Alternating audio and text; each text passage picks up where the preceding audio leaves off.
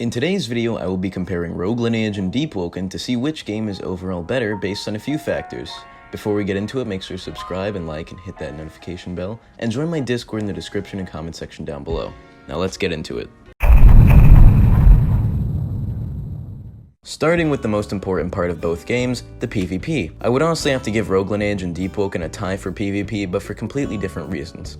Deepwoken's PvP requires more skill than Rogue Lineage, and one of the best parts about it is that macros aren't possible. However, Deepwoken's PvP is not as satisfying as Rogue Lineage's PvP. This is because there is no actual combos in Deepwoken unless your opponent is stun-locked. In Rogue Lineage, you can land and create new combos by just combining your moves in synchronous. But in Deepwoken, everyone essentially uses the same mantras for the same purposes every time. But before we get into the next comparison, it's time for today's sponsor.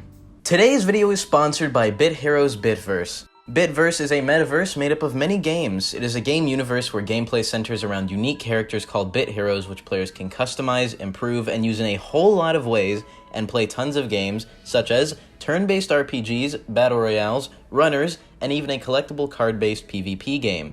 Some of the games you can play include Bit Heroes Arena, Bit Hero Runners, and even more games which are soon to come to the Bitverse. You can also collect pets which vary in rarity, and fuse them together to create new ones. Bitverse is currently available on iOS, Android, and all web browsers. I would also like to mention the NFT pre-sale, which will be happening on June 23rd. Make sure to check out the link in the description to join the Bitverse Discord where you can download the game, or by scanning the QR code which is on screen right now. I hope you guys can join me in the Bitverse and download the game today.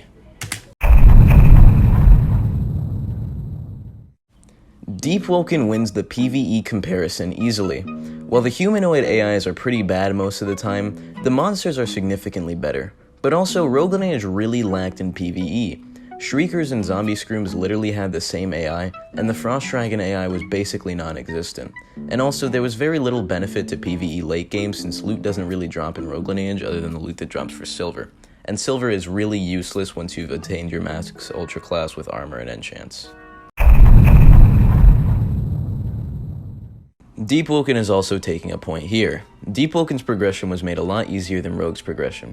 However, it's also a lot less grindy. This is because notes aren't the same as silver. You don't need notes to progress, they're just useful for getting things you want like food. However, in Rogue Lineage, without silver you can't do anything, and it's one of Rogue's biggest flaws.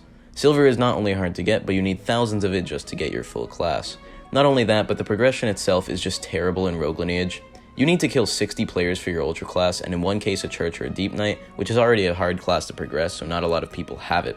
This is super grindy, and in the best case scenario, it takes at least 20 minutes to farm scream grips, especially because they removed burning zombie screams to make it harder, when in reality all that did was inflate progression and make it harder and grindy. As a whole, Deepwoken definitely beats Rogue in terms of progression, since Rogue Lineage is just too grindy and unfun until you get your ultra class. Rogue Lineage has much more memorable characters than Deepwoken, and if anyone dares to say Karliah is more memorable than Dorgan, Big Haas, and the Prince, you're just wrong. I honestly couldn't name any character in Deepwoken other than the Meat Lord and maybe Karliah, just because the NPCs and characters in Rogue Lineage just have so much more personality than the ones in Deepwoken. Yalda is better than the Depths Gods or whatever, just because of the personality in his dialogue. Which, ironically enough, the most personality in Deepwoken actually comes from the dialogue you find when escaping the depths, which displays different personalities from all three of them. But even that gets really boring after a while because it takes like 20 seconds and you just want to escape the depths without having to listen to these fucking dumbass gods talk. But yeah. As a whole, Rogue Lineage and Deepwoken are both good games for different reasons. If you want to relax and like PvE, then Deepwoken is for you. If you want to gank and one combo people, then play Rogue Lineage. But as a whole, I like both games for different reasons, but I definitely prefer Rogue Lineage even though I don't play either of them. Anyway, make sure to subscribe, join the Discord in the description and comment section down below, hit that notification bell, follow me on Twitch, Twitter, all of that stuff, which is all in the description in the comments section down below, so yeah, do that. Subscribe, give me money, buy a YouTube membership, $5 tier, $10 tier, $20 tier, $50 tier, $100 tier. You could buy any of those, you know? You could buy them right now. You could go down there, you could buy it right now. Anyway, I hope you guys enjoyed this video, and goodbye. Rogue Lineage is and always has been more fun than Deepwoken. The The smaller map works in its favor to make the game more simple, but it also makes ganking more fun because it's harder for people without vertical mobility to run away. Rogue Lineage is also way more fun to gank in because of the adrenaline. In Deepwoken, dying does not matter at all. It's so easy to get your lives back that people will die in ganks, die again, and then come back after the depths to fight again. So people really aren't as stressed out during Deepwoken ganks.